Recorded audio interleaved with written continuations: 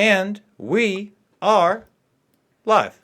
Welcome back, beautiful and amazing human beings. This is Luke Radowski and Jason Burmis of WeAreChange here for our Sunday live news show every Sunday, 7 p.m. Eastern. And today is January 27th, 2019, where we will be live for the next hour.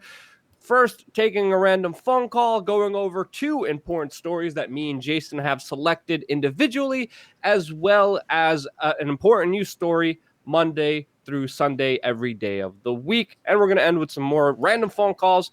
And we're going to be live on Facebook, on Periscope. The podcast of this episode will be available on iTunes later, but predominantly, we're going to be talking to you here on youtube.com/WeAreChange, where, of course, we prioritize your super chats since, hey, we're not corporate shills. There's no venture capital funding here. There's no big sugar daddy money here. And we are upholding to you, the viewer. And unlike the other mainstream media, sorry, some people call them horse stream media, some people call them prostitutes, the fake, pretty much what they all are. They're not journalists, Jason. What they are is pretty much just PR for the establishment and special interests. They're not journalists. Those people are getting a very big reality check, and that is because they don't work for you. They work for an immoral business that is finally seeing the true day of light and the reality that it needed to see, and that is its end. People are saying the audio is fine. Jason, there's so much to get into this week. Venezuela, Roger Stone, media collapse. We're going to get into all of it, but which story has captivated you the most this week, Jason, and how's your week going? Oh, do you want me to start it off? Do you really want me to? You know how upset I am, Luke. I mean, I thought you were going to do your monologue first, but I got to tell you, I'm fired up. I'm wondering where the media is on this story, Luke. It's really weird. We got a really big story. The media has disappointed you, Jason? The mainstream media is not doing their job? Huh? You know I've what? never heard of that before.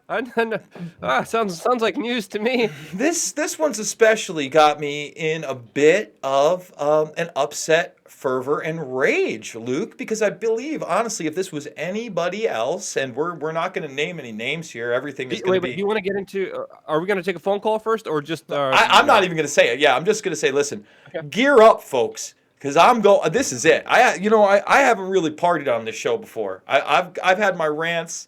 I know I get fired up. Sometimes I sound like an idiot. I promise you, you have not seen anything yet. I am so fired up about this. And it really speaks to so many different things. It speaks to power, money, corruption, cover up, the fake news media, fake toxic masculinity, how we bask in it sometimes. But sometimes it's okay when it's really going on. But then we want to virtue signal and be. I'm not going to do the soy boy thing. But there is so many. I put out a video on the backup channel. People can go check it out if they want to know what maybe we're talking about here. And people are saying I'm virtual signaling. There's talk of gold dig. There's all sorts of talk. Luke, I'm fired up, bro. Let's take these down. Let's take these media maggots down, my friend. Well, the story that you're talking about, if it turns out to be true, it's going to be a major blockbuster story that's going to have a huge impact. And again, I know we've been talking about it, and we're like, not a lot of media, is talking about this. Because of the libel aspect too, because of the possibility of being sued. And I'm also being like, okay, let's be very careful how we report on this so we don't get sued and destroyed by these different individuals. Because again, the organizations that they do represent, they do a lot of litigious work. I think that's a fair way. They're very powerful. Yeah, so we're just gonna be a little bit careful. I mean, we dealt with powerful people before, but a lot of times, people like, say, Jeffrey Epstein. He has gotten his butt kicked because he has decided to attack people for supposedly libeling him or slandering him. And we even saw in a court of law a couple weeks ago where he had to make a public apology and withdraw because during the discovery phase, during this kind of lawsuit, a lot of people were coming forward with more information that he had to put to an end to a lawsuit that he started. Now, of course, other organizations are still, the whole libel issue is a big issue. It's a big thing to get into because the way the law works, it's sometimes not in the favor. Okay, let's just be real here. It's not in the favor of truth. It's in the favor of who can have the most money and who could hire the best lawyer. That's really how a lot of the legal system works, especially with a lot of these bigger cases. That's why, as a small news organization, we're going to be careful, but we're still going to, talk about as honestly about these issues that we can, which is the most important aspect of it. Because again, we can't back down like the rest of the media, but we have to play it intelligently, smart, and still keep pushing it forward, which is very, very important. But other than that specific issue, it's been a big news week. I remember Friday. Usually, it's the day where people just like let loose. All this news starts coming in from all over the place, and it's crazy what's happening. And it definitely feels like things are escalating, things are quickening. And holy cow, there's a lot to get into. I'm going to do a monologue specifically about big tech and fake news and Russia-phobia and Russia-gate and all that. Jason, you're going to do the story that you just kind of a little bit introduced. But before we all do that, let's welcome some of our new members, some super chats, and put out a phone call so we could get a random phone call about a random issue that we could address during the beginning of this broadcast. Jason, do you want to take it away? Yeah, that's right. It is 607-542-9184. That's 607-542-9184. Line is open right now. We will take the first phone call.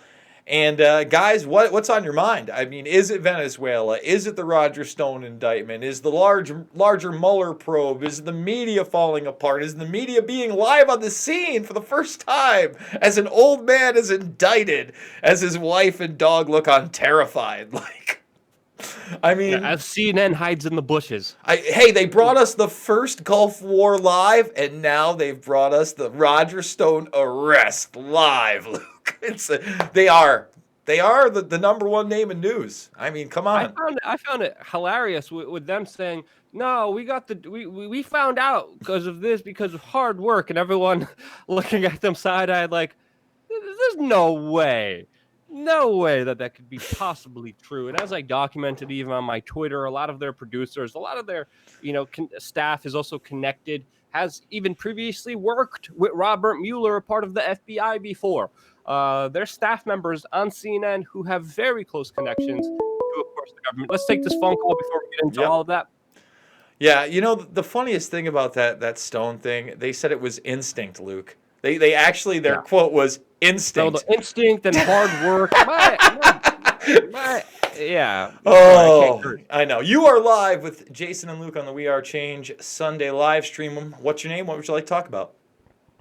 Hey, guys. This is Justin Morrison again. I was wanting to talk about the Yellow Vest protests. I see Luke's been going there quite a bit, and I was just trying to get a better understanding of what's going on. So, Luke, did you hear that one? No. Oh, man, of course not. Damn.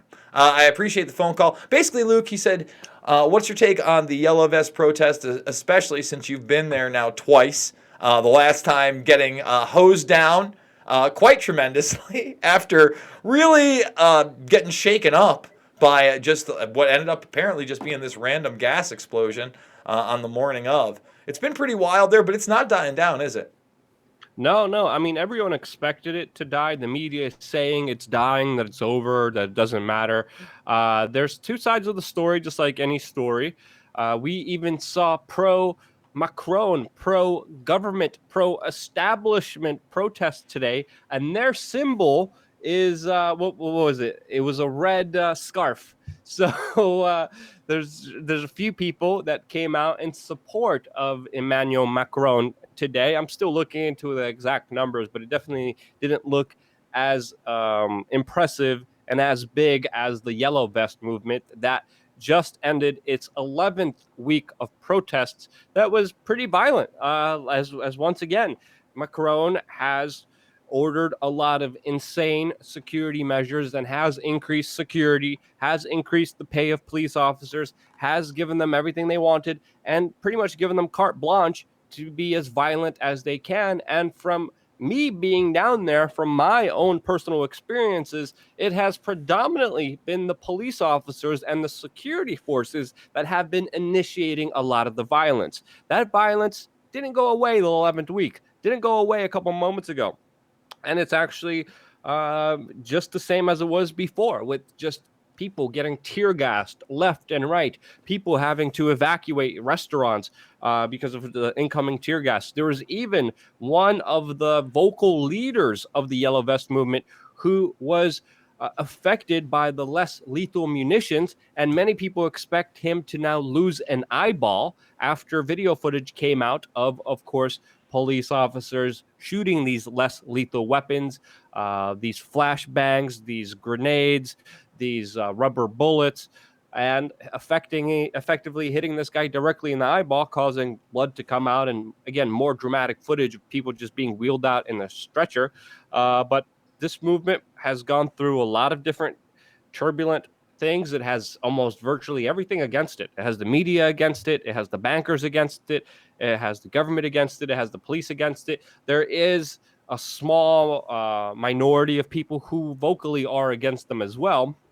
And those numbers have been shifting. But if you look at the polls, the majority of people are in favor of the Yellow Vest movement. And in some ways, they have been already successful, with Macron, of course, backing down on some of the demands and just pretty much trying to appease the people with small gestures that are still important, because it was right after Macron said that he wouldn't make any concessions. So the government has already made some small concessions. Already, the Yellow Vest movement has impacted a lot of the police and scanners and cameras that are there for traffic car purposes, which are really just another way for them to generate revenue. A lot of those have been rendered ineffective with the Yellow Vest movement destroying them all over France. I think it's over 60%, if I may stand corrected, of speed cameras that have been destroyed in France. A lot of the toll roads have been just completely taken over and made free by the people. And this is something that, again, will keep drudging on, will keep happening, and will only, of course, escalate, in my own personal opinion, in my own personal prediction, sometime in the spring. So this is a movement that I'm going to be keeping my eye out. It's still cold, it's still freezing. The police water cannon is extremely effective. You're out there, you get hit with that water cannon just like I did, you're out. You're going to be running back home to change, or just looking anywhere to go inside for warmth, while almost the entire city of Paris is almost completely shut down as this violence and tear gas just engulfs it. And guess what? That's not going to go away anytime soon, and it's only going to get bigger from here. A lot of people expected a lot of clashes between the red. What are they called again? There's a special name that they called them, the red, not aprons. I'm getting lost at words. Not the red coats. Not the. I know, right? It's almost as if they're red coats.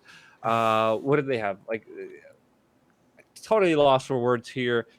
A yellow piece of clothing that represents their movement. A lot of people expected some clashes to happen. I haven't seen a lot of clashes between the yellow vests and the red clothed Frenchies who support Macron. And luckily, violence has subsided. And from what I'm seeing, the demonstration so far has been calm and peaceful. But again, it's probably just going to, wither down just a little bit, but completely pick up during the spring, which is really, really going to be interesting to see, especially when, a lot of those water cannons will be ineffective. And most of the people who already have enough will just be completely galvanized against Macron, the French establishment, and the Rothschild banker that he is, with the draconian policies that he supports. I'm going to look up Red Scarves, Luke. Red Scarves. And we thank Argyle, one of our great members, who also is just always over at the show. We got some other super chats, but thank you. Red Scarves, apparently. Yeah. The red scarf movement, like the red coats, symbolically, of course, showing their support for Emmanuel Macron. And again, there are some people who support Macron, and it's important to also highlight that as well. I was going to be tweeting about it, but I was doing a lot of research for the video that we're doing now, which is going to be very important. But let's thank some of our new members, go over the super chats, and then I'm going to jump into the main monologue that I want to do. You got it. So we got Jordy PFAFF as a new member. We got Derek Husky. That's a great name, Derek. I love that. And they're all new members, and they actually get new content that you actually shot this week for the members as well. That is true. You get like almost a 20-minute tutorial where I take you through the C-SPAN archives, a little Google action, show you how you can kind of narrow your search through archives, and then not only the C-SPAN archives, but I take you over to the Vanderbilt Television Archive. So if you are interested in deep research, documentary projects, short videos like this one, the C-SPAN tools and just the overall tools I show you how to rip videos from the web so you can have are really useful. But if you're going deep dive, I'll tell you what, baby, every one of my documentaries has used that Vanderbilt archive. It goes 60 plus years back, all major television networks. If you can dig it up, you can get it. So is that the CNN Anderson Cooper archive? No. You know, as a kid, we went to the Vanderbilt mansion. That was one of the trips we took, probably in high school. The one that Anderson Cooper grew up in? I don't know that he grew up on the river, but it was a stunning mansion, and you could really see this kind of wealth. Again, it was like one of those school tours. Hey, double-edged sword. It's not like everything that the Rockefellers have done is totally evil. It's not like everything that the Vanderbilts have done is totally evil. But at the same time, some of the things that these people have done are absolutely deplorable, Luke. Well, people forget that Anderson Cooper is a Vanderbilt. A lot of people don't know this and has a very creepy relationship with the Vanderbilt mother that adopted him. Just another little tidbit fact here. He interviewed Roger Stone. He was sitting there doing the old.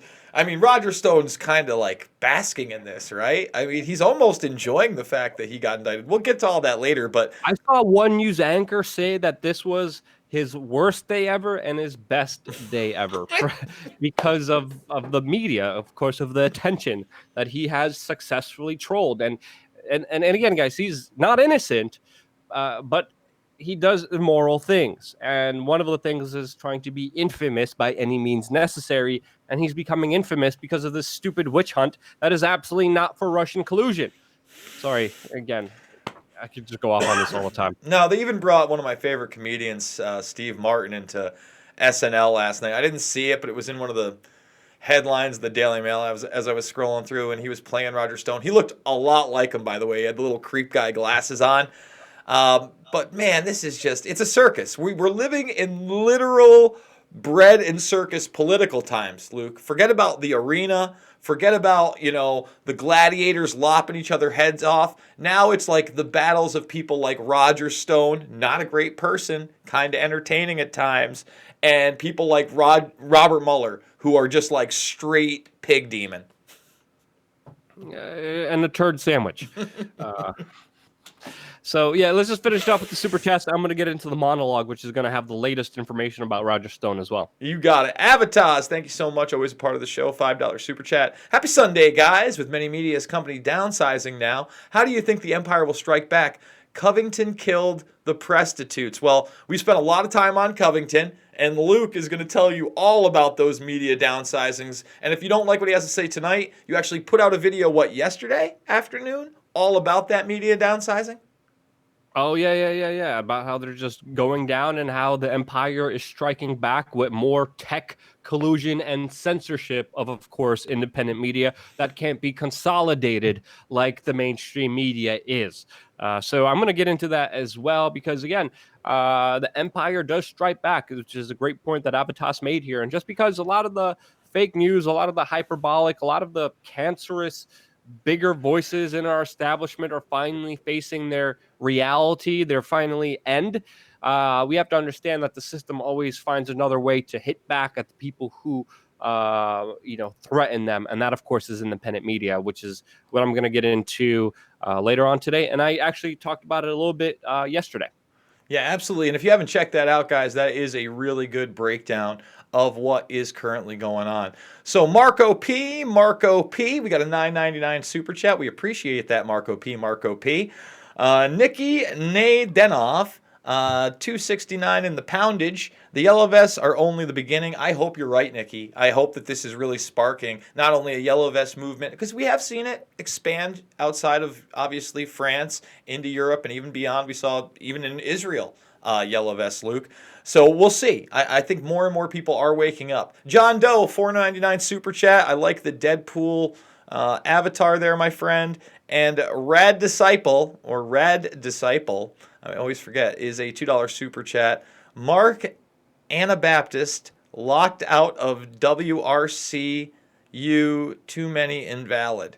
I don't know what that means. Okay, I will mark. I will take a look at that username. I think you're talking about Change Media University. Yes, there we go. And we have a security protocol to make sure we don't get hacked.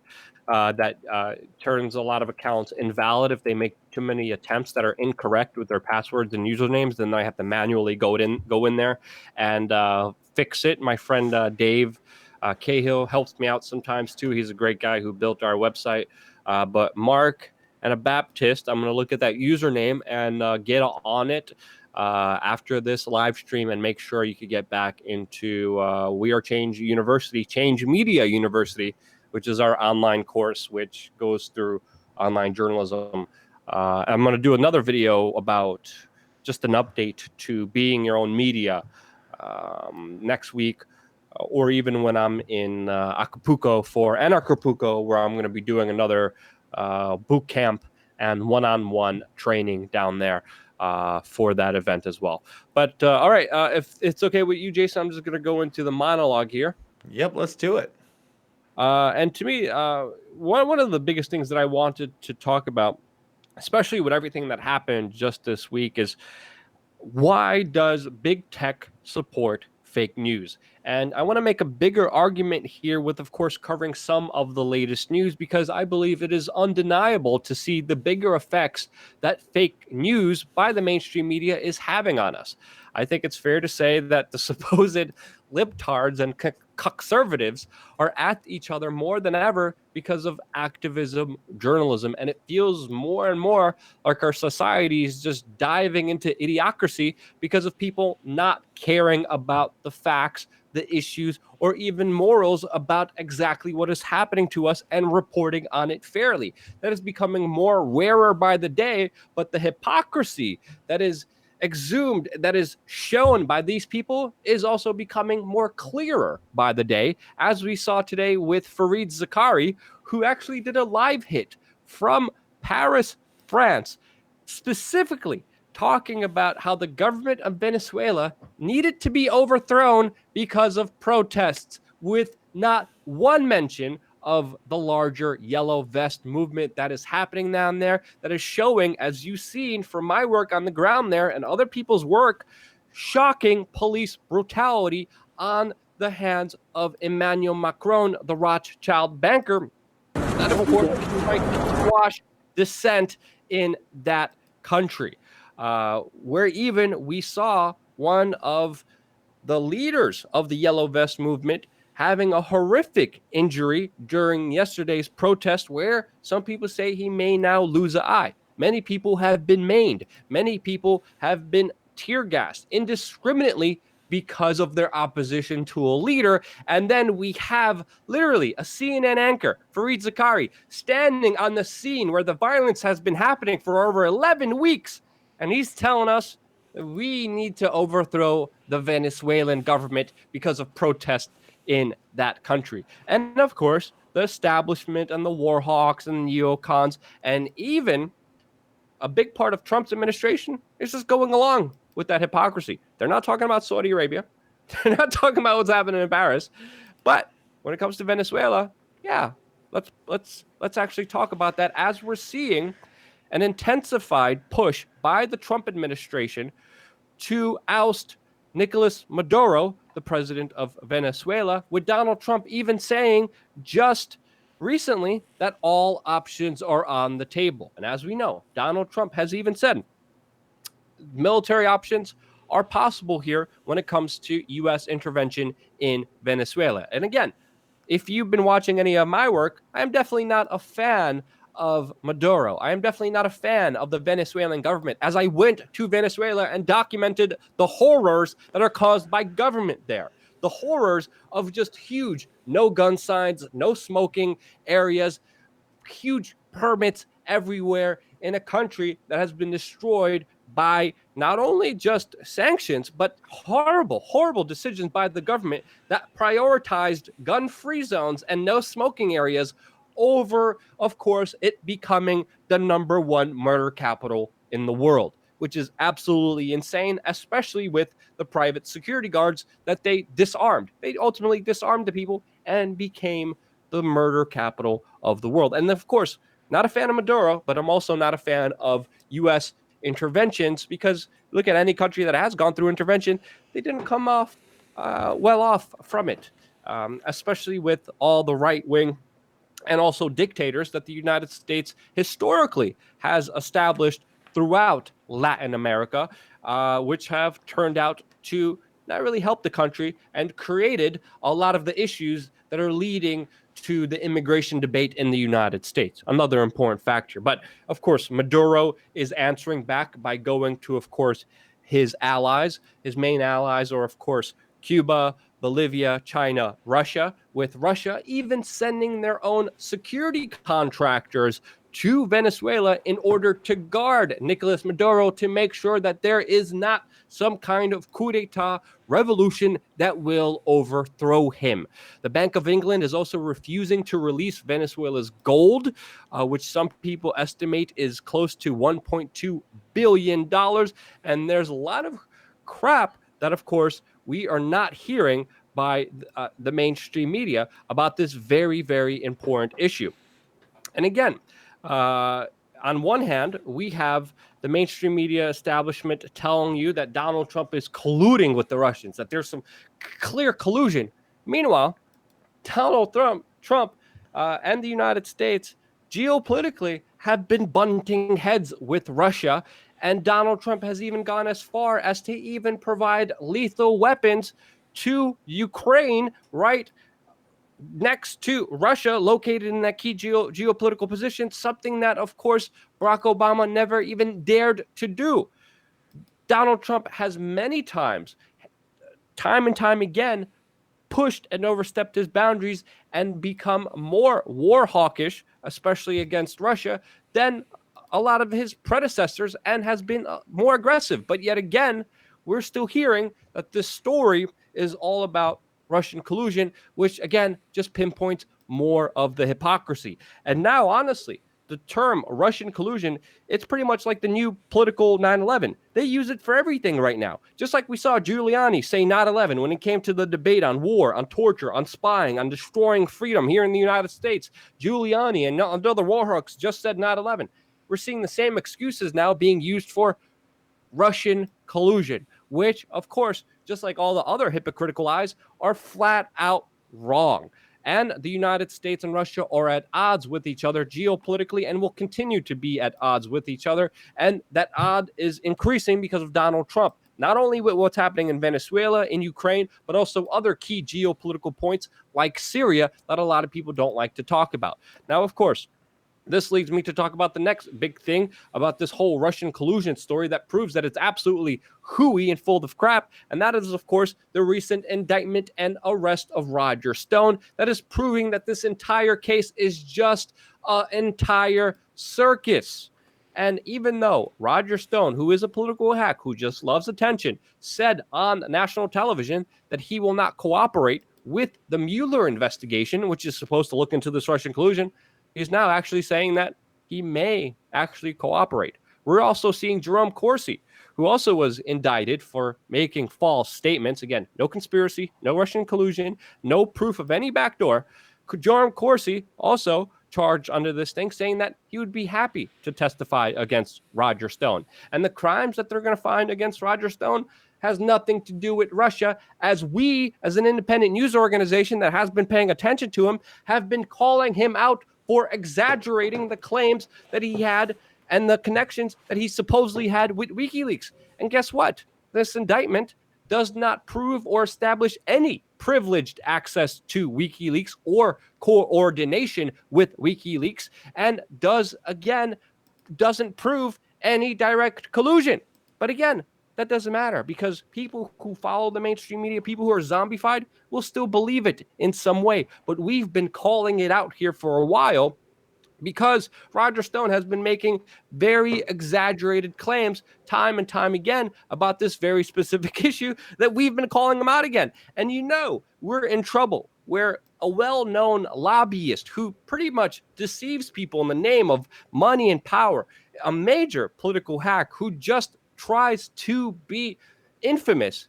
We're in trouble when this guy is more trustworthy than the supposed most trusted name in news, CNN, that is ultimately pushing this bigger lie. And again, Roger Stone's indictment does not prove Russian collusion at all. It's a political wish hunt. It's, again, Russiagate, this whole Russian collusion term used as a political weapon. And if you just don't even believe it now, look what is happening to people like Bernie Sanders, where we're having mainstream media journalists, a journalist from Wired and also a writer for the Los Angeles Times came out and said that Bernie Sanders is supposedly a Russian agent. We're seeing other mainstream media pundits talking about how they should have never even covered the DNC email leak. We saw CNN tell its viewers it's illegal to read WikiLeaks documents. We see these lies time and time again for their favorite establishment puppets that go along with their collectivist programming and bigger special interests that they serve. And the queen of all of this is, of course, Hillary Clinton, which even the Daily News is reporting now may actually run for president again in 2020. We saw Bernie Sanders in the news just yesterday because it came out that he most likely will run to be president. And now it looks like Hillary Clinton will as well, to the chagrin and happiness of a lot of these establishment journalists who, of course, want to keep pushing these bigger lies onto you. And that's why when Donald Trump says, quote, axe falls quickly at BuzzFeed and Huffington Post, headline New York Post, fake news and the bad journalism have caused a big downturn. Sadly, many others will follow. The people want the truth. When Donald Trump says this, he again shows you a bigger political rift that is happening not amongst the people and the establishment, but a part of the establishment against the other part of the establishment. And when he mentions this, he is correct. Even though a lot of people are responding saying, oh, how dare he say this? How will other journalists be able to pay for their rent and their families and their student loans? It's horrible that over 1,000 people lost their jobs.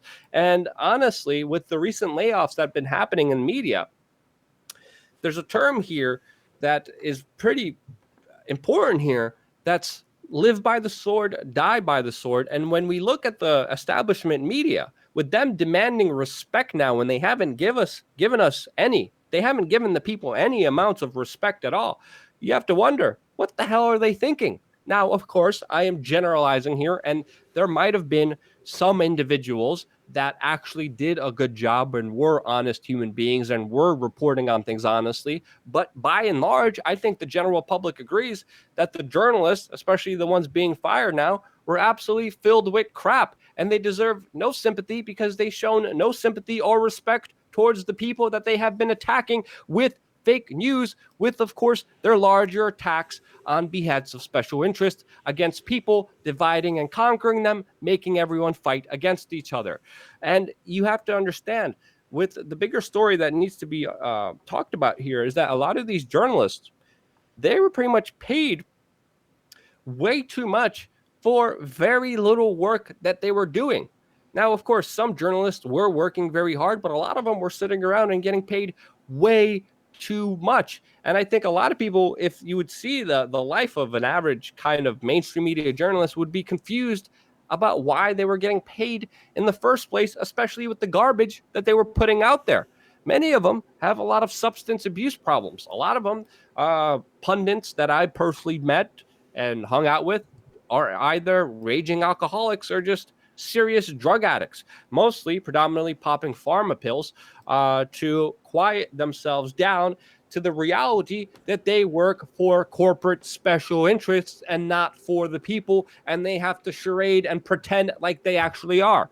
Now, they obviously are a bigger gang and an institution within themselves that refuse to hold each other accountable because, again, Power takes care of power. Conglomerates and consolidation of power make sure that it is safe amongst itself. And that's why we're seeing so many interests taking care of each other. That's why I wanted to bring up this kind of NBC story, which is titled 4chan Trolls Flood Laid Off HuffPo BuzzFeed Reporters with, quote, death threats. Now, this is a very interesting article because it's a reporter who's impacted by this story, Ben Collins, who is complaining and trying to get big tech to take action because of the public's reaction to them not doing a good job.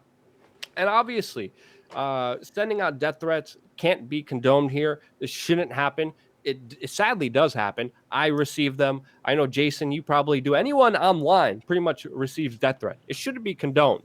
But a lot of people have legitimate grievances against the mainstream media, and it's always the mainstream media journalists running to the big tech companies, asking them to be the decider of what is truthful and to do their bidding. And of course, they will keep doing that. And what this NBC author did is completely wrong.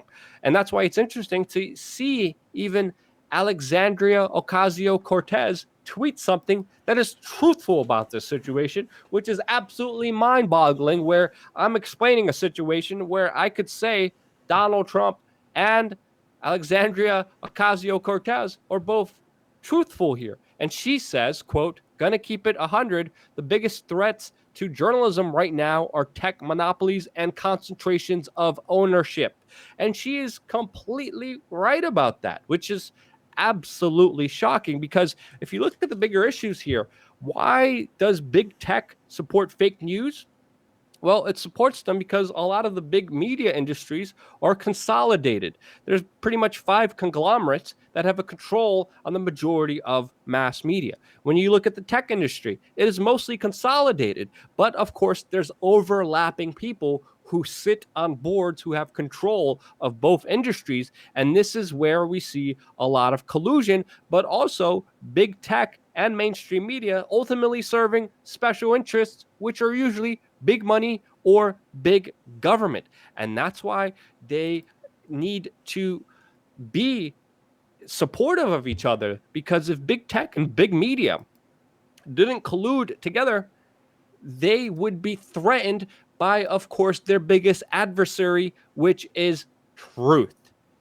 This is why tech companies like Google and Facebook collude with the mainstream media, because they understand they need the public's attention. They need to work together. It's an important power dynamic that needs to be understood here, because if people understood how horrible Facebook and Google and all these other big industries are, they would stop using them. They would ultimately say, I'm not going to be a part of this big tech industry that is taking advantage of me, that is lying to me, that is selling my private information, that is using my own weaknesses against me, that is using psychological tricks, that is using gambling techniques in order to get me addicted, that physically make you sick, that make you depressed, that show to have horrible negative consequences on your life. The tech industry needs the fake news. The fake news needs the tech industry. And that's why we're seeing YouTube just recently announced that they're going to be censoring any form of conspiracies on their platform. And of course, guess what? This is not a new announcement by YouTube. They've been doing it, and they've been doing it to this channel, and they've been doing it to other independent media, because guess what? We're not consolidated, and we're a bigger threat to all of these bigger conglomerates. And that's why they are terrified. And that's why we're seeing a big blowback with not only YouTube, but with Twitter, with Facebook, still understanding that the fake mainstream media still holds a lot of influence, and that they need to coexist with each other, because if they don't, they both will fall because of that one big determining factor, which of course is the truth here. So spread this video. Don't fall for this Russian collusion. Don't fall for this fake narrative of the fake news. What really is happening here is 2 big industries that are denying facing the reality and the consequences of the horrible actions that they committed against us. And it's only a matter of time until all of those cards fall. We're seeing it fall a little bit this week, but guess what? It's only going to get worse with that. and also expect more censorship of alternative voices who are bringing you these bigger truths. That's why you guys need to sign up on our email list on wearechange.org more than ever, because again, like I've been saying, our time on this platform is very limited.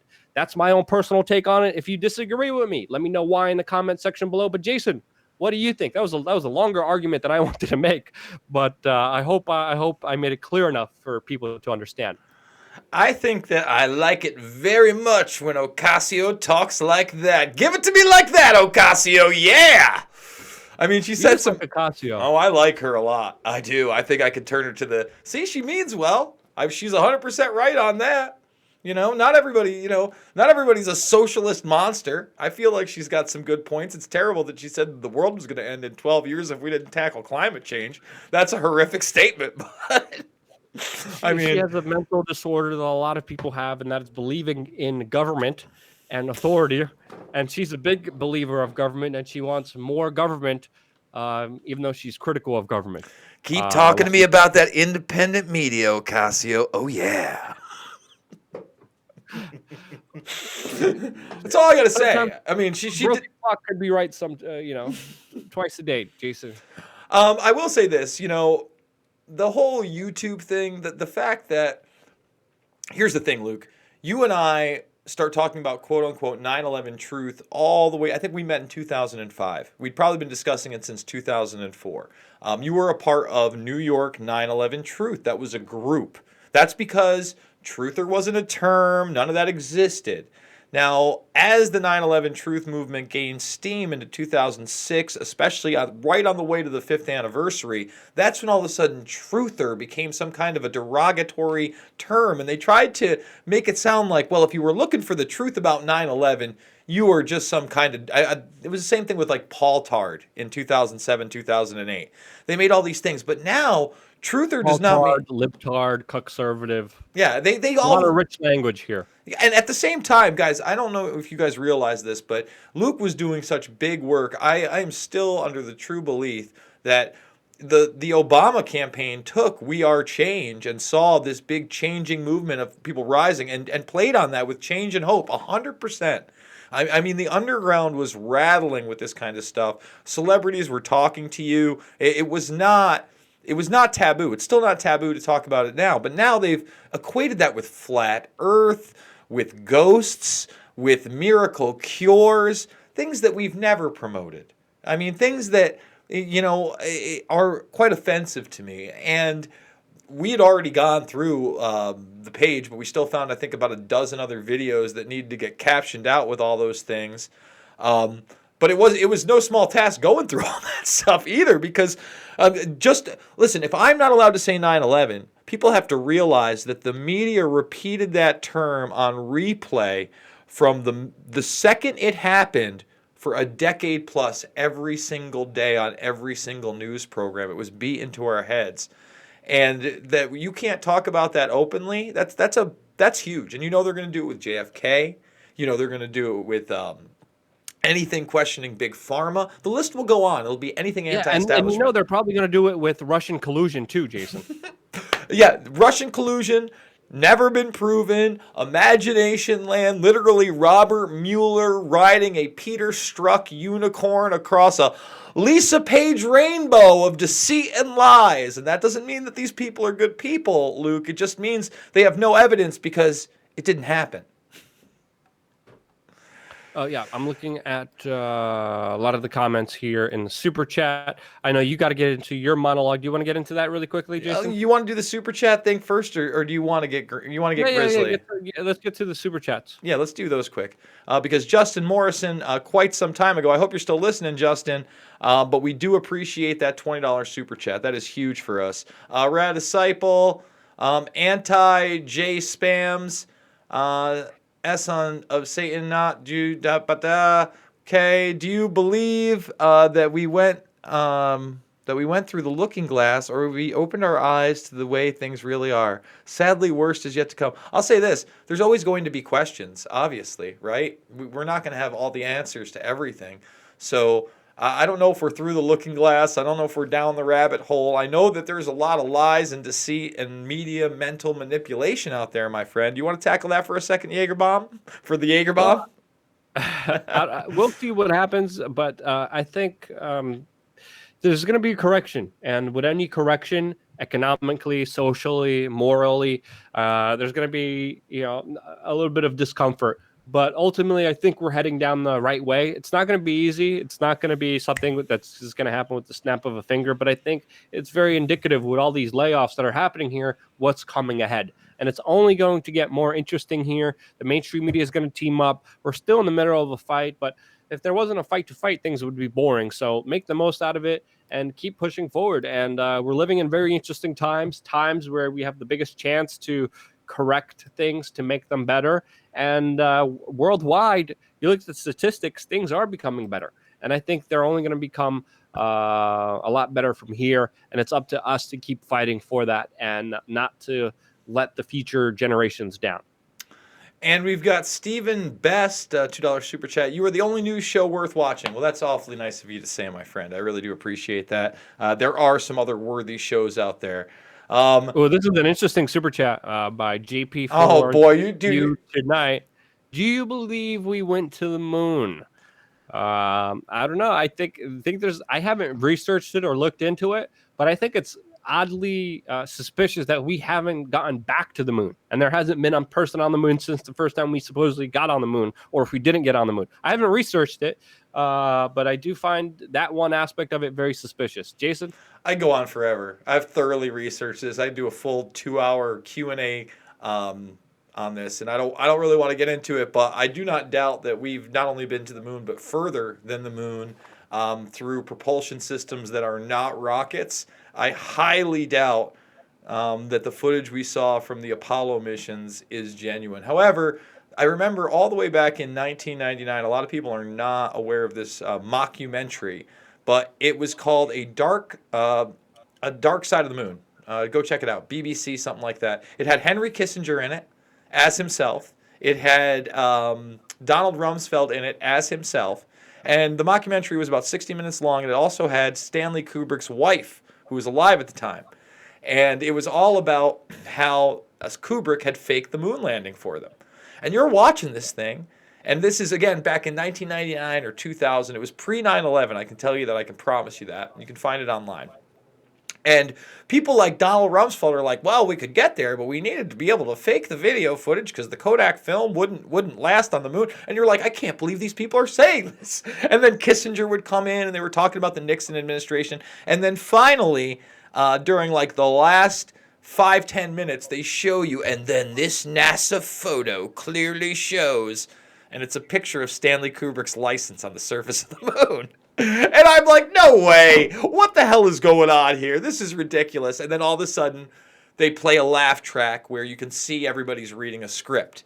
You know, fast forward to 2019 now, and there was actually an Academy Award nominated documentary called Room 237 that entertains that actual theory that I had kind of dismissed because of this mockumentary. So there's like a plethora of stuff to talk about with NASA, the moon, the Nazis, Werner von Braun. I am absolutely fascinated by all of it. I think people take it too far, way too far, although some things have been faked. The idea that for instance, space isn't real and the International Space Station is all fake and everything is a green screen and there are no astronauts.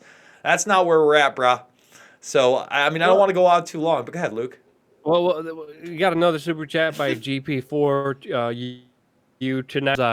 NASA said it lost all the videos. Yep. And the telemetry data. You know more about that. But there's another very interesting conspiracy theory that's going to be part of the next super chat that I'm looking into right now. Oh, I know all about it. You want to hear about it? I'm like, wait, what? Yeah, I'll tell you. What up, guys? Enough respect. Let's go to the super chat. This is one by Kyle DaCosta. Yeah. And he says, what's up, respect? Just for fun, can you talk during Trump's marvelous underground journey conspiracy? I looked this up. I literally just Googled it.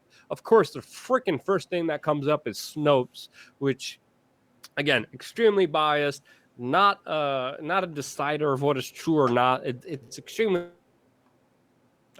political. The claim is mostly true about an author who wrote the books Baron Trump's Marvelous Underground Journey and 1990, or The Last President in the 1980s. Have you looked into this, Jason? Oh yeah. Oh yeah. This was like during the Q phase, and there was at one point Q was a time traveler who was Baron Trump, and basically, I think it's Donald. It's either like Donald Trump's father was a time traveler and sent him back, and like knew of his grandson. Like it's this wacky time traveling based on a book nonsense conspiracy theory that might have a little synchronicity built into it, into our fabric, into the multiverse, Luke. There might be something there, but the idea that somehow Baron Trump is, and our president, of course, and his father are time travelers here to save the world. I'm sorry, I'm not riding that rodeo, bro. What if it's true? Hey, if it's true, you gotta prove it to me.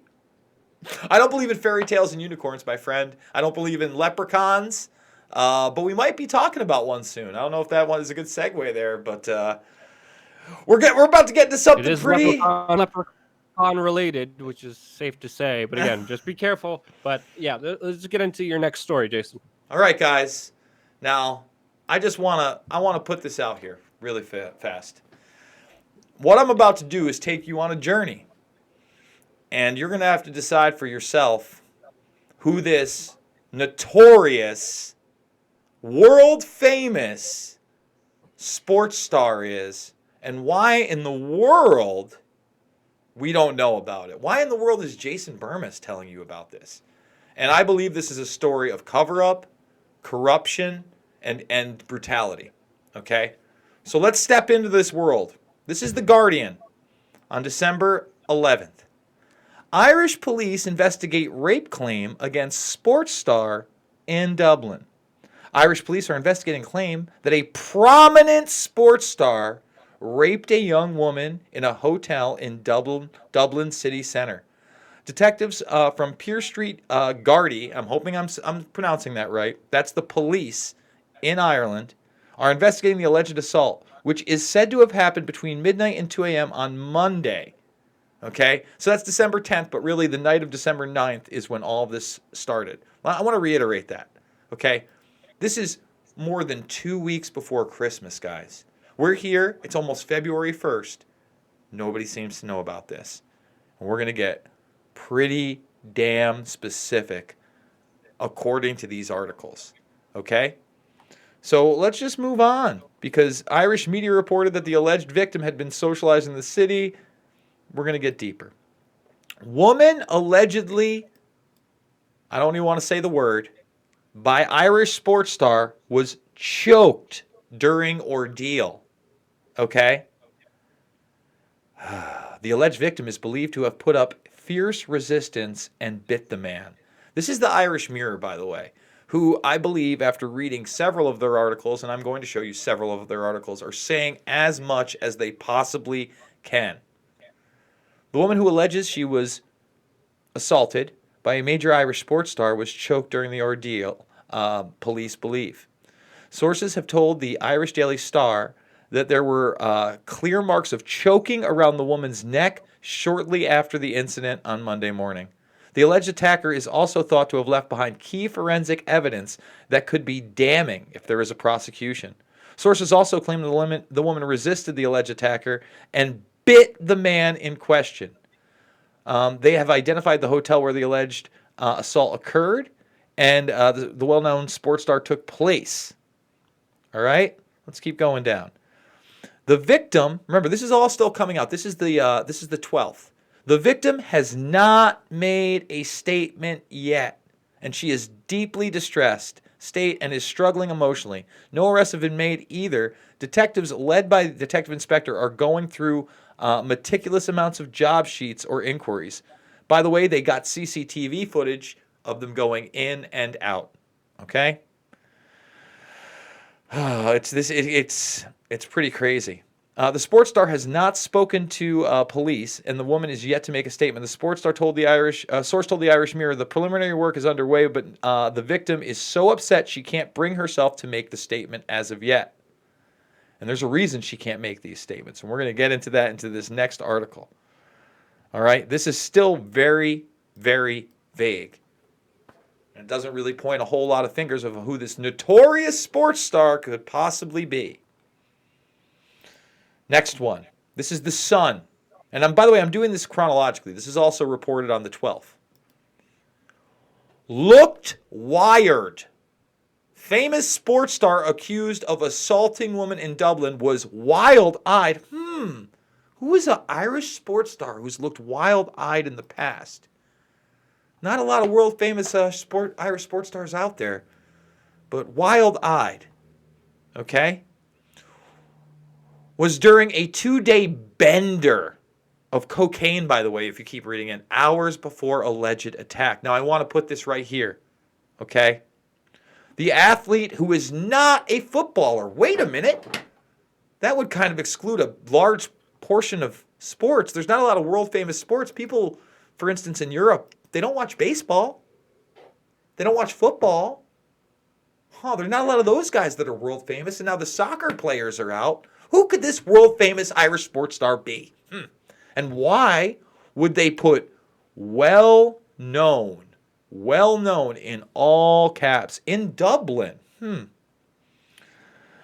Let's see. The athlete was spotted at a number of top city center venues partying with his extended crew of Pats over the course of the weekend. Okay?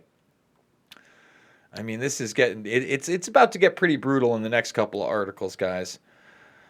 Sources said that the woman was terrified of making an official statement. There are claims that she left with bruising after the alleged attack, while there were supporting suggestions of bleeding. Oh, now she's bleeding on top of just the bruises around her neck. Still no arrests being made. This is the 12th, this Irish sports star.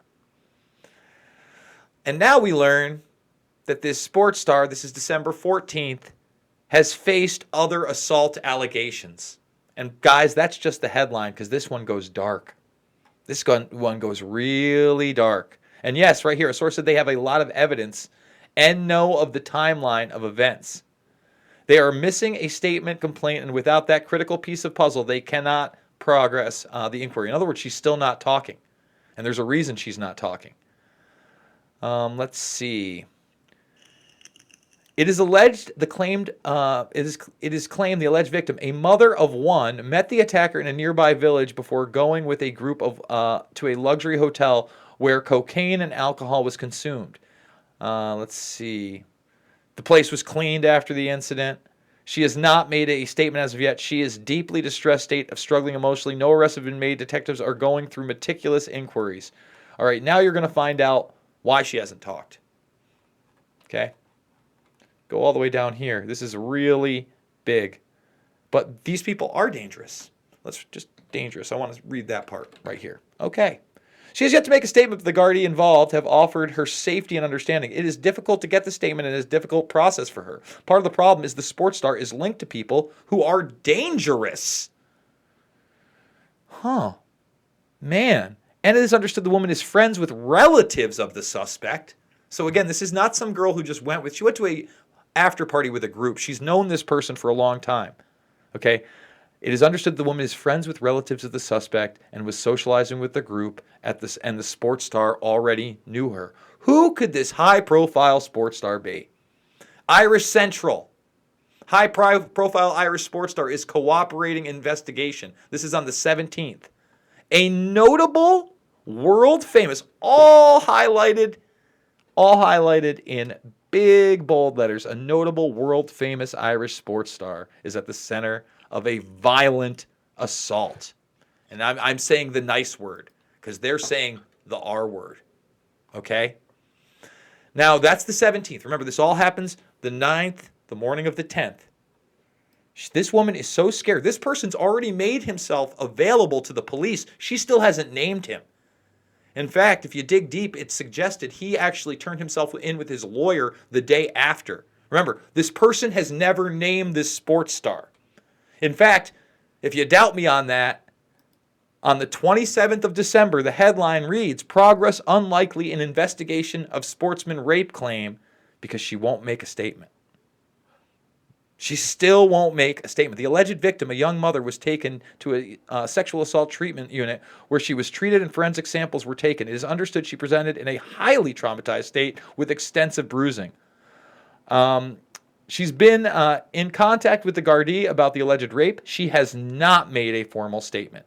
Sources say despite forensic evidence taken from the woman, the investigation cannot move forward without her statement. This is all the way back 2 days after Christmas. It's weird we haven't heard about this in the media.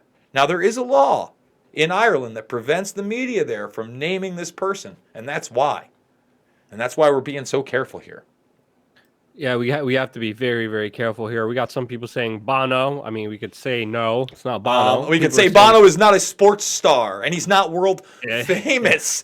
And he's people not. Are saying, people are saying, who the fuck?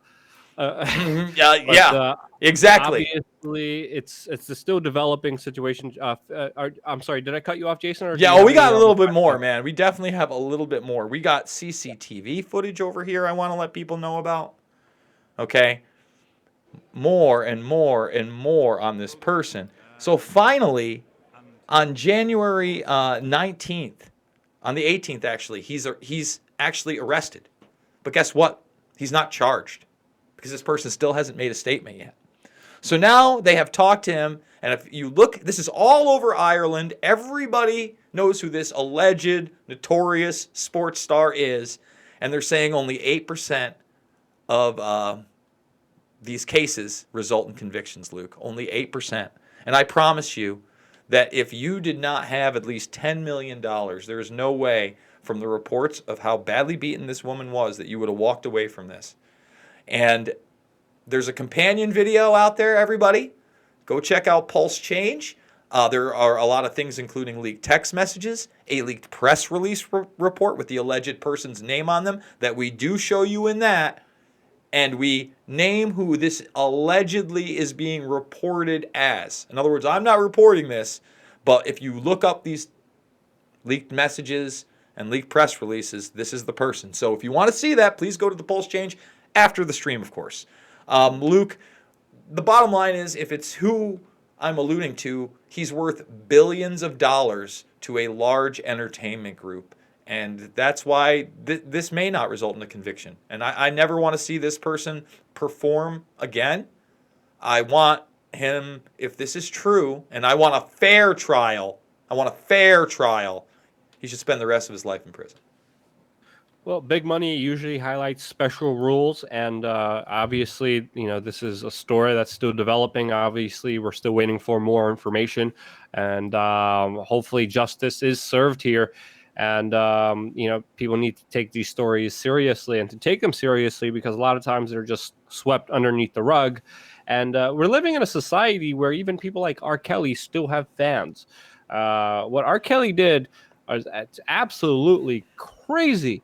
You look at Chris Brown, also absolutely crazy.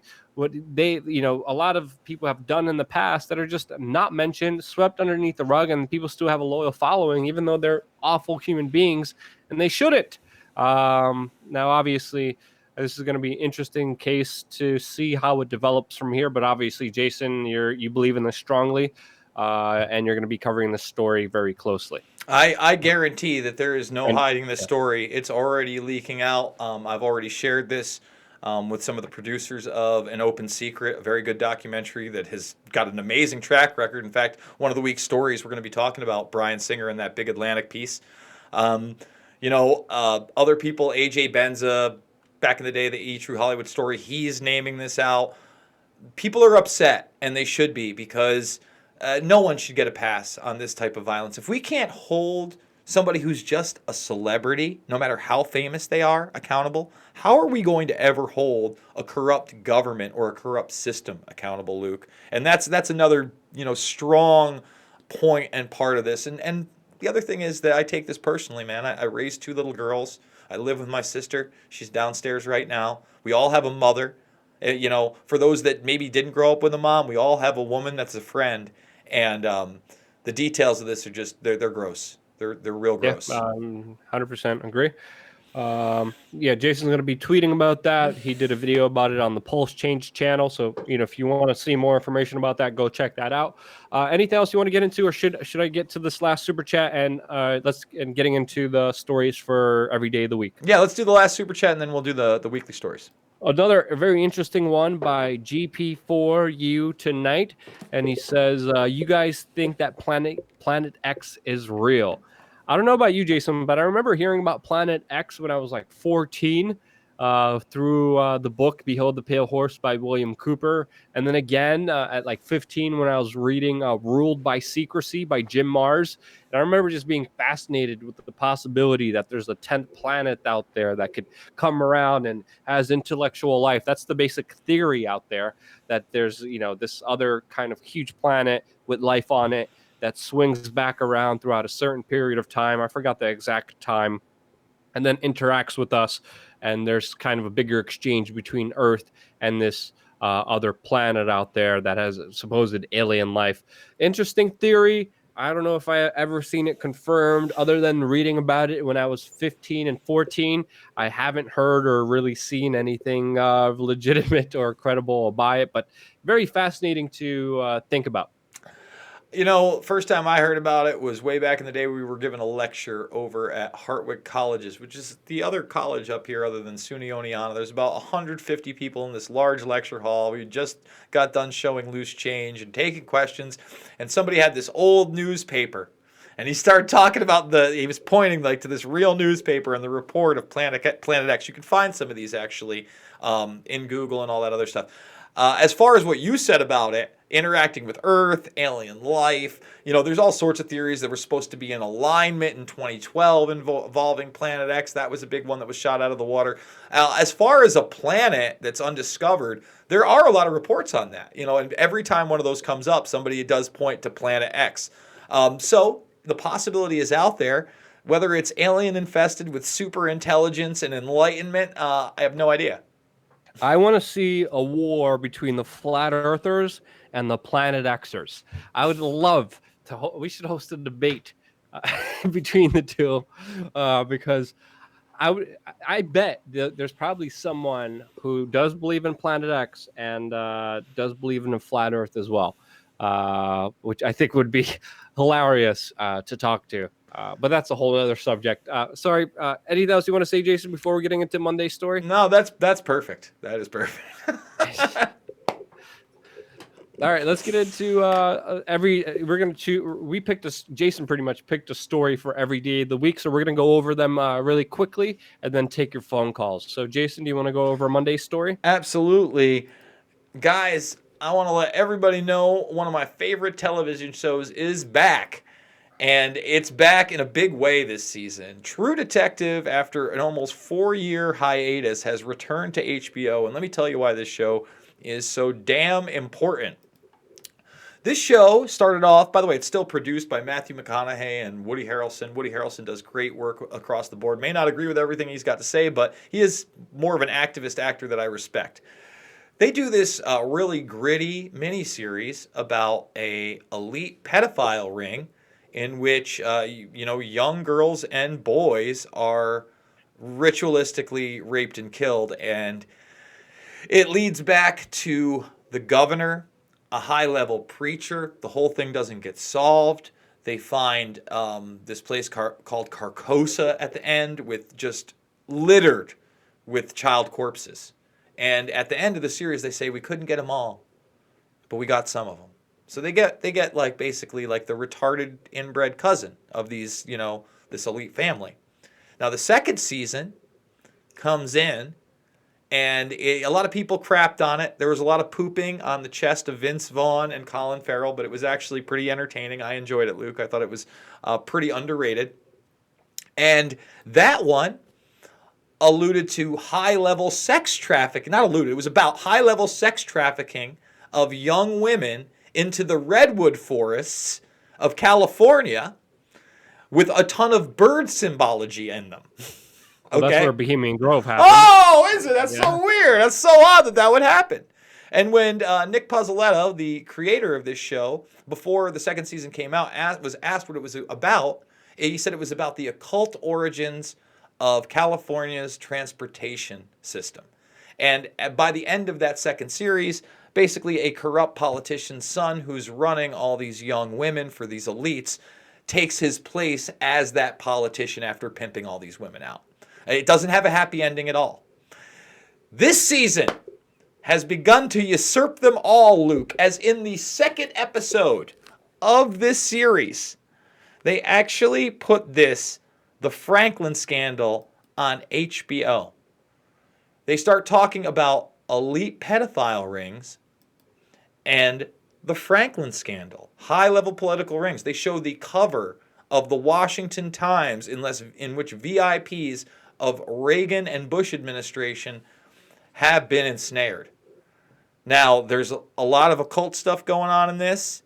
It may be a red herring with the Franklin scandal, but we know this series has been about elite pedophilia in the past, and just them dropping the Franklin scandal alone is pretty unbelievable, my friend.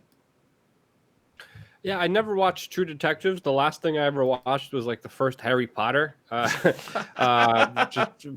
movie. That's literally the last thing I watched. But I'm going to look into True Detectives. There's always a lot of actual play on reality from a lot of bigger TV shows and movies that, of course, try to send out a kind of bigger message. You know, there's a reason the CIA and a lot of government agencies and intelligence agencies play a major role in the entertainment industry. It's because there's a lot of important, not only just symbology, but just straight up propaganda. But just like there's propaganda, there's also other shows and episodes that make you more open to the actual realities of the bigger truths out there. And those shows are very fascinating. One of the shows that I find does that was definitely season 1 of Lie to Me. I don't know if you guys ever watched Lie to Me, but that's a pretty, I don't know if you ever saw it, Jason, but that's a gosh darn good show. A lot of, symbology behind how politicians lie, about the micro expressions and body language they use to sell people on information that is not true. But yeah, have you ever seen it? Lie to Me? I don't believe I have seen Lie to Me. Pretty good. Bootlegging it right now. I'm going to bootleg True Detectives and definitely check it out later. Okay, I want to get into anything else you want to say about this issue? Nope. Until we get into Tuesday's story? Nope. From elite pedophilia being exposed on HBO to the world's largest fleet of delivery robots on a university campus, which has now been launched by Sodexo and Starship Technologies. And I believe this is at George Washington University. These machines look terrifying. Oh, they are terrifying. And the best part is Sodexo, my last landlord, the one before this one, or a couple back actually, I actually liked her. She runs one of Sodexo. Sodexo is a food service industry, or company, excuse me, that basically runs all the stuff up at campus. So you know what? It's only a matter of time till these little bad boys are in Oneana and everywhere else that Sodexo is. And this is this is it. Take a look, guys. This is the automation machines over at McDonald's. The little ba-ba-doo-ba-doo-ba-doo. We don't need somebody to take your order anymore. With the human feces on them. Yep, and the burger flipping machines in the back that are already out there in Japan. And now here they are, the fleet of delivery robots, the drones, the robots. Listen, I hate to tell you, but if you're a delivery driver, your job is not going to exist in 20 years. There's a lot of things that aren't going to exist in 20 years, and this is step 1. So, I mean, what do you think, Luke? They are terrifying, aren't they? Look, it flips open. There's going to be the police state Barack Obama robots that are going to attack you, drone you, and then put you in little coffins and drive you off there. There's probably already a movie around that. We got some interesting super chats surrounding a lot of these theories out there. One of them is by Ed Lobes 11, and he says Flat Earth and Planet X are actually connected. A lot of Flat Earth proofs don't prove a flat Earth, but do confirm a solar simulation system. Jason, your very important thoughts about a solar simulation system. As I've stated in the past, anything is possible, but what is probable right now, mainstream science, the Googles, the IBMs, the Microsofts of the world are trying to sell us on quantum computing and the multiverse. The very fabric of our existence isn't there. We're not individuals, Luke. We don't really have a soul. In fact, every possible thing, every possibility plays out infinite numbers of time. And the smartest man on the planet, who we praise all the time, Elon Musk, is telling us that we're probably part of a simulation and there is no base reality. Well, let me tell you something, brother. I don't buy it. I don't know. Hey, you never know. Anything is probable, but I think that every time you hear these kind of theories, they kind of cut at you as a human being. Because if I'm not real, if all of this is just, one of an infinite Jason Burmis, I don't really have free will. This is just I'm just being running through a program. And I'm not special. I'm not real. What I do doesn't really matter. I don't really have a soul. Morality doesn't exist. I don't buy into it. I'm not a huge spiritual or religious guy, but I think there's something else going on. Yeah. GB for you tonight has another super chat, and he says you guys should try some edibles. I think it would be pretty interesting, Jason, to have you eat some edibles, and then we'll take phone calls from the craziest person we could find. or the most conspiracy theorist person we could find, to have this huge debate about flat Earth, Planet X, simulation theory, everything. What else is there? Atlantis. I want to hear about all of it. I really don't have time because I'm like researching, fact checking the news. But I think it would be hilarious to take some kind of substances. You could do marijuana. I'll figure something out. Maybe mushies or something, and then just open the phone lines, and just start talking all the theories that we could possibly talk to. We got another super chat by Stathoff, and he says, thoughts on Jimmy Dore? I'm a big fan of your and his show. Any chance of a collab? Thank you so much, Stalahoy. I was actually there when Jimmy Dore spat on Alex Jones, which was definitely a very emotional Jimmy Dore. But Jimmy Dore, interesting character. Some of the stuff he says, I 100% agree with. He is so much better than the mainstream media. He really, really sees it from a perspective that is very similar to ours, very anti-establishment. He's very concentrated on more of kind of a left paradigm, which, again, he sees it from his side and his experiences. We see it from our side and our experiences. He plays a little bit into the left-right dichotomy, but overall, a lot better than everyone else out there. And to me, overall, a solid job. I could critique him on so much, but so much better than anyone else out there. Your thoughts really quickly, Jason, or you want to get the next super chat? I just think he's a awesome. I love Jimmy Dore. I totally agree with you that he does come at from like a leftist, progressive perspective. But 99% of the time, he's extremely reasonable. And I think that if somebody talked to him about the concerns of, say, the climate change agenda, was reasoning with him, he'd at least let you speak and have a conversation. I've seen that happen. I've seen some leftist hacks kind of go in there, like Pac-Man, I think it was. Maybe it wasn't David Pac-Man. It was one of those guys. Kyle Kalinske, I think it was. And kind of spouted some nonsense that I would have challenged. But he's anti-war. He's anti-establishment. He tends to tell the truth. And I enjoy him a lot. And you know what? Hey, sometimes you got to spit on somebody. I mean, sometimes it just got to happen, man. I don't like Alex Jones. He shouldn't have spit on him. I'm not saying he should have spit on Alex Jones. I'm just saying that there are times in life where maybe Jason Burmis hasn't been perfect. And we'll leave it at that. I don't know where you're going with that. All right, one more super chat. Anxious Artificial Intelligence says, so parallel universes, laughing my ass off, infinite realities. I think all possible. I think the new Spider-Man movie actually talked about parallel universes and there being so many different Spider-Mans out there. Anything's possible. I mean, this could all just be a simulation as well, but I think there's a bigger point that you were making, Jason, that I think is important here, that it is kind of getting rid of and chewing away at the reality that we are kind of, unique and still have, morals and all that. That's an important aspect. Free will. Free will. Yeah. You're not just NPCs. You're not just controlled. I don't know. It's hard to make any kind of definitive decision when there's so little to base it off other than just speculations. With the probability of our existence being a parallel universe, being a possibility, you can't underplay it. But at the same time, I think we don't know what this life really is for a very specific reason. I don't think we're meant to know, because if we did, it wouldn't be as a challenge, as a test as it is. If it is a test or a challenge at all. But I see it as a test, I see it as a challenge. I see it as trying to strive and do the best work that you can in a short, limited time with very, very, very, very huge odds against you. That's how I see it personally myself.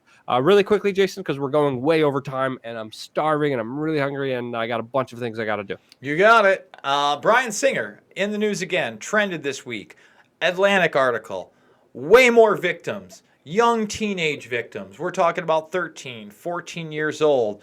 And guess what? His picture, Bohemian Rhapsody, which they tried to take his name completely off. But hey, I just watched it this week, and guess what? Right in the intro, directed by Bryan Singer. 5 Oscar nods, including Best Picture.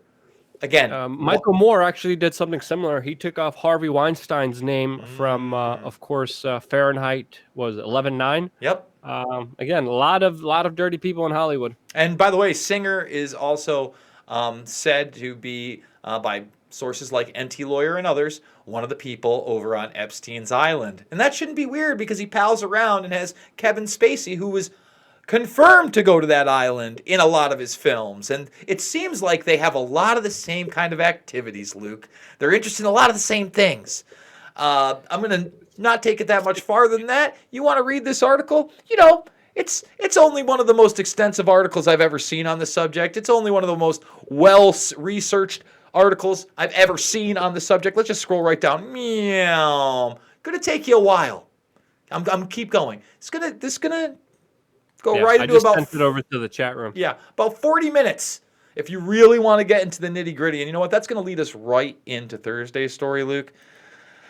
Because Gabe Hoffman, who is one of the producers on An Open Secret, he got this tweet, and I think it's really interesting. Basically, this journalist right here, who's trying to remain anonymous, says that he has talked to about 40 people about this high-level Hollywood alleged pedophile, and no one will touch the story. And then he says, cough, Dan Schneider, cough. And Gabe Hoffman says, hey, I'm going to put you in touch with the right people because he's one of the people making this happen. And props to him. God bless him. For those who do not know who Dan Schneider is, if you have children and they have watched Nickelodeon over the past 15 years, he has created the majority of those shows. From iCarly to that weird high school like acting show. I'm going to let you just Google Dan Schneider and look up what he's allegedly done and how he's allegedly involved with Britney Spears' little sister when she was pregnant at 14 years old. I'll let you just check it out for yourself. But here's another guy. This guy was let go by Nickelodeon about, I think, a little bit over a year ago. I was one of the only people to report on it. Cricket since. He needs to be brought to justice, and I'm hoping that's going to happen. I hope there's going to be exposure. We've had it on R. Kelly. We had it with Epstein. We're having it with Bryan Singer right now. These people need to be brought to justice. It's crazy how dark some of these celebrities are, Luke. Yeah, I mean, I just Googled this dude. He's a creep, to say the least. A lot of weird stuff coming up. But again, bringing up an important aspect here with the libel cases, the court systems don't work in the favor of truth usually. They work in the favor of big money, and that's why the system sometimes is rigged, and it's very difficult for a lot of people to actually speak out against these very powerful, horrible people. And sometimes justice is very hard to make. So important aspect to talk about in a way where the information still gets out there, but we don't get into too much trouble. All right, what's the next article? Really quick, just want to revisit. There was no bigger story Friday than Roger Stone being indicted. And, this guy, I'm not a big fan, but obviously they arrested him on nonsense, nothing Russia. It was total crap. And Covered that. Yeah, covered it in great detail on this YouTube channel. And then the last story, and then let's take phone calls and then call it a night. You got it. Accused Nexium sex cult leader asked to be freed on $1 million bond. And basically, Rainier is trying to get out. This is his third pitch. The Bronfman sisters are financing this, and so far, they have not let him go on bond. But remember, Allison Mack is out. Bronfman, although she's out, is wearing an ankle bracelet. So this is still a serious investigation into a large sex trafficking ring, and we are keeping you updated on it. Yeah, Philip DeFranco actually did a really good video on Nexium on his YouTube channel. That was very comprehensive, very detailed, a lot of facts in there, a lot of shocking things. Definitely worth the watch. Just look up Philip DeFranco, and Nexium did a really good job and was very impressive, even though he falls short sometimes. I thought his coverage on Venezuela was not good at all and definitely was biased and didn't show both sides of the story. But his coverage on Nexium, pretty darn good. Okay, let's take a phone call and take some phone calls and call it a night. You got it. It's open. It's 607-542-9184. That's 607-542-9184. Let's take the call, guys. What do you want to talk about? Did we miss something? Did we miss something get today? Something wrong, or because again, guys, a lot of the information we get is from doing a lot of research, but also talking to you guys and your comments and your feedback. Greatly appreciated. There's always a lively discussion. There's always some kind of debate, and there's always some kind of humorous, off the wall, crazy comment. And I got to say, I enjoy the comment section a lot. A lot of craziness in there. It makes you really question, a lot of things by looking into the chat room. And a lot of repetitive stuff too. That's not always the best, but definitely makes you, how would you say, a stronger individual. All right. That's one way of saying it. Let's take this phone call. Yeah, of course, we got two at the same time. Which one am I going to go with? The right. Bam. You are live with Luke and Jason. Luke can't hear you. I can, so I'll repeat what you have to say. What's your name? What would you like to talk about? Hi, my name is Terrell. I just wanted to talk about, I just wanted to say thank you guys. I've been watching you guys ever since your YouTube channel was really small, so it's kind of absolutely amazing, I suppose, to just see something like you guys out there. It gives me a whole lot of hope out in the world. I just wanted to kind of ask you, what do you think maybe if we got some of these big politicians to take some big psychedelic doses, maybe they would actually see how much of a horrifying monster they are? Nope. Maybe stop? Nope, I don't. And let me stop you for a second so I can let Luke in on this question really quick, and it's a good one. He's saying, if we had some of the powers that be taking psychedelics, could we maybe open their minds and stop? And I know there's a lot of research out there right now using psychedelics as medicine, and I totally see that kind of therapy, depending. I think there's a lot of hokiness to it at some points, but I definitely see some benefits. For instance, right now, Kentucky ayahuasca is on Vice, and that's a big show for them. And then just this week, it's on the internet. You go check it out. But Alex Jones has now accused Joe Rogan of being some mind control ultra promoting DMT and other psychedelics with Jan Irvin. I think it's complete nonsense. I've watched it. Well, Jan Irvin, I was actually watching that video. I was going to bring this up in the discussion here. I found it fascinating because this is supposedly the first guy that did DMT with Joe Rogan. Call. I would just ask one more Alex question. is going One second, brother. I got. For anybody demonic like me, possessions. how would you have them? Very fascinating video that I'm watching halfway through, and I'm like, what the hell is this? And now, when it comes to psychedelics, there have been some medical studies that prove a lot of cognitive improvement because of psychedelics, like mushrooms, like acid, like also other drugs like ecstasy that have helped people through post-traumatic stress disorder from a lot of negative, repetitive self-sabotaging behaviors. But again, just like with anything, our bodies, our brains are so different, especially our brain chemistry. Different things affect people differently. For an example, I can't do THC. I do CBD. I have CBD literally in my vape right now, and it works really great for me. But someone, for example, say someone like Dan Dix, he loves THC, and it has a positive effect on him, and it has a negative effect on me. So when it comes to psychedelics, it all depends on the individual. I saw people even have freakouts with them and totally lose control, and some people totally lose their mind on them and have a very hard time coming back to reality. Some people haven't come back to reality because of too much psychedelics. So will the world be better if everyone takes psychedelics? Well, no, I don't know. Definitely not, because everyone's different. I think the realm of psychedelics is a very personal journey that people need to make themselves as individuals after doing a lot of research. And it still is toying around with the unknown. Some people have a lot of interesting theories about that, but I think with anything, especially as important and as big as this, taking things very slow, researching things is more important than you actually acknowledge. And you shouldn't just go, putting acid into the public drinking water. You should take things with a lot of consideration and a lot of it using your gut instinct to decide if this is the right move for you, whether this will help you or not hurt or not help you. Very personal decision. It could be that it could save some of the elites, but it could be that it could also make them a lot worse as well. Anything's possible here. Yeah, I think that wraps it up, right? That's our phone call. That's the whole shebango. Why'd you think the Rogan thing about the psychedelics Was with Alex nonsense? Jones was wrong? Yeah. All right, well, so I watched the interview. Someone sent it. I think, who was it? Dice called me, actually. Dice called me up and told me I needed to watch it. Yeah, I do Dice's book covers for those that don't know. Go check out what's probably my favorite one.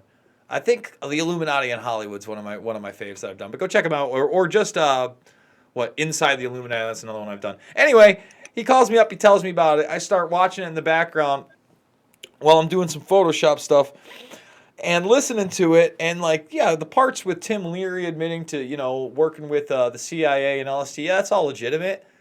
Joe Rogan being the new Timothy Leary are set up, and all this conjecture and nonsense. Look, man, I if there were evidence out there to suggest to me that Joe was somehow working with the authorities and the powers that be to oppress people, I'd be the first one talking about it. But I find his podcast is insightful. Last night I had him. Well, the theory that Alex Jones and this guy laid out was that Joe Rogan is pushing DMT and psychedelics on people, so they lose their kind of connection to God, and they open themselves up to these kind of demonic possessions and demonic entities, and these little elf people that exist in the DMT the clockwork world. Elves.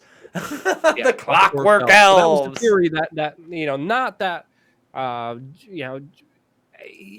I forgot the exact words he Well, you got to understand, before Jan Irvin do a review of it and just do some reactions from it. I think that would be interesting. Not on today's show, but maybe just on a separate show by itself, or maybe even do a review of that video. But I believe the argument was that he's a pawn being used by them, just like the CIA pushed, helped introduce psychedelics onto people to create kind of degenerates and the kind of 1970s hippies that didn't accomplish anything. Yeah, that's part of it. Theory out there, because there's a theory out there that the hippie movement has been created and co-opted by the CIA to make people self-indulgent and not kind of puritanical hard workers, religious people who try to make their lives better, but are just too self-indulgent. So I don't know what you guys think about that, but I think it's also very interesting to delve into and talk about. What do you think about that? I mean, am I correct on that, Jason, or incorrect? I mean, I'd say this, man. You got to understand, before the Jan Irvin thing, he was already saying that Rogan wouldn't have him on. He'd been talked to, and they were going to set him up. And then I watched this whole thing, and I've watched DMT, the Spirit Molecule, and Jan Irvin, actually, when he's talking about this experience with him and Eddie Bravo and all them. They were watching that film with the guy who created, one of the guys that created that film. I've never done DMT. I have done hallucinogenics. I don't think that Rogan promotes them that thoroughly. And I'm not trying to say that, it's good or bad to do these things, but to have such crazy conjecture. Again, Jan Irvin is now, of Gnostic media. I don't know how much you remember of Gnostic media back in the day, but they were around. I know plenty of Gnostic media has done a complete 180 from, Gnosticism and that type of research to being a Christian. And I'm not knocking Christians here, folks. I want to make that clear. But they are definitely coming at it from a religious perspective where everything that I guess brings you away from Jesus Christ is demonic. And that's, odd to me. Yeah, I mean, they could be right. There's some people in the comment section saying that DMT strengthens your connection to God rather than takes it away from you. I also met people who took DMT and literally were scared by the elves, and the elves were like, "Get out of here." There's a lot of different experiences, a lot of different things. A lot definitely comes down to it that there's something bigger than just us down here. That there's something more. Powerful, that there's something beyond our understanding. And I do believe psychedelics give you a little preview of it. Whether we're supposed to be seeing it, whether it's the right thing or the wrong thing, I don't know. I can only trust my gut instinct. And when I was younger, I was like, I think it's important to research this stuff. Did a lot of research, had some personal experiences. And again, it's all subjective. It's all depending on you. I would feel bad advocating it because it could lead people astray. I knew one person that literally had a DMT vape pen and would sit down. He would also YouTube it and have major death doses of DMT every day for 30 days in a row. And we'd stream it live on his YouTube channel. I'm like, dude, what are you doing? This is supposedly your connection to the divine. You're not supposed to just abuse it for clicks on YouTube and try to be famous. I was just shocked. I was also at Burning Man. They also had a whole bunch of DMT pens at Burning Man, and everyone's like, hey, go under, go do this, go mix this and this. And I'm like, nah, I'm okay. Personally, it wasn't something that I wanted to re-engage with. Because, again, I do believe it is fascinating to talk about these things. But again, personal journey, listen to your gut. Mike Tyson was even on the Joe Rogan show just a few days ago. And Mike Tyson did a form of DMT and was talking about how this form of DMT helped him let go of a lot of his violent past and a lot of the mistakes he made throughout his career and move on into a different Mike Tyson that is not just susceptible to low impulse control and violence and to a lot of the destructive behavior, which I also found interesting. And on some occasions, it has helped people, but also on some other occasions, it's done the opposite. So again, very, very personal stuff that you guys need to do your own research on. And most importantly, listen to your gut and your instinct when it comes to engaging in any of those activities, because it's for some people and it's not for some people as well. Last kind of super chats, another one by GP for you tonight. And he says, guys, I heard that Elvis is still alive. Laughy face. Any comments about Jason, the little elves during your DMT trips and Elvis being alive? I don't take DMT trips. For you. Yeah, and as far as the Elvis is still alive, yes, he's alive in the hearts of millions of 60 to 70-year-old women that enjoyed him in the 50s and 60s. I'm sure he's alive in trailer parks across the nation Tupac on could plates. be alive. Oh, come on. There's the video that someone made of me interviewing David Icke at Occupy Wall Street. Now, Tupac in the background. That video got like 200,000 views. Me and David Icke talking about the larger protest movement, the police suppression, the media. There's a black guy with a bald head and a goatee walks by us for 5 seconds. 5 seconds, just some random guy. I don't know who the hell it is. Some random black guy walks by us, talking to David Icke. I think it was Dabu7 of all freaking people. Dabu being like, guys, we got the exclusive here. Tupac is alive and well. And he's in Luke Rudowski's video right now. Walking past him. Guys, this is confirmed. Tupac is alive. I'm telling you. Killuminati, at Occupy Wall Street as Luke Rudowski is talking to David Icke. Now, it's not clear whether Luke Rudowski is a part of the Illuminati or he's giving us this bigger message to show us that Tupac came from Cuba, faked his own death, still alive, helping push and support the Occupy Wall Street movement. That video, I think it got 2 million views. 2 million freaking views of him just talking about Tupac because of a random black guy that just walked past my video. And I'm like, what? I'm going to look up the video. Have you seen it, Jason? I know exactly what you're talking about. The 2-pack shaker video where apparently he's just Tupac hanging out. alive. Yeah, it's I'm putting that on YouTube right now. Oh, everybody loves a good corny one. By the way, there was one we missed. Johnny Appleseed, thank you for the super chat. Classmate nailed 15-year-old Scarlett Johansson was 24. Yeah, you know, there's a lot of talk about the casting couch and Scarlett Johansson. By the way, a lot of controversy that the new Black Widow film starring Scarlett Johansson is going to get an R rating, and maybe even kind of along the lines of what we saw with Jennifer Lawrence and Sparrow. Gustavo Avalos, thank you for the $2 super chat. 4.5 million views. 4.5 mil? 4.5 million views. Machiavelli lives. Best proof Tupac Shakur is alive. 2015. Oh my God. I'm speechless. Is that how we're ending the show? Is that it? Yes. 4.5 million views. 21,000 upvotes, Jason. 21,000 upvotes. 21,000 people said, that's Tupac. Well, technically, what he used my video, so we could play this video. Oh, you gonna send it to me? Where are you at? Oh God, he's hiding in the shadows. Tupac is. Yep. Can you hear it? Yeah, I can hear it. Not well. He's The audience is gonna be able to hear like, it. if I was Tupac, I would be alive. I would show up in a Luke Rudowski video with David Icke. Makes perfect sense to me. 4.5 million. What's the most viewed video on our channel? I think it's the Rothschild one. It's got to be right in that range. I think it's like 5.6 million. How much is it? I think the Rothschild one. My most viewed video. It's got to be the Rothschild one. Most viewed video. Excuse me. If this has less, I'm gonna be so okay. 5.2 million views is our most viewed video, and that's the Lord Jacob Rothschild confrontation. Second one is literally me talking to David Icke, talking about ISIS in 2014 before anyone was talking about it, predicting that bigger thing. Then we have another video with me, literally just.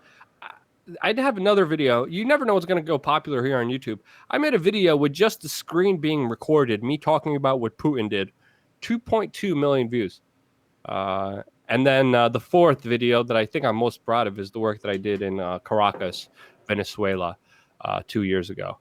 But 4.5 million views. Tupac still alive in We Are Change's video.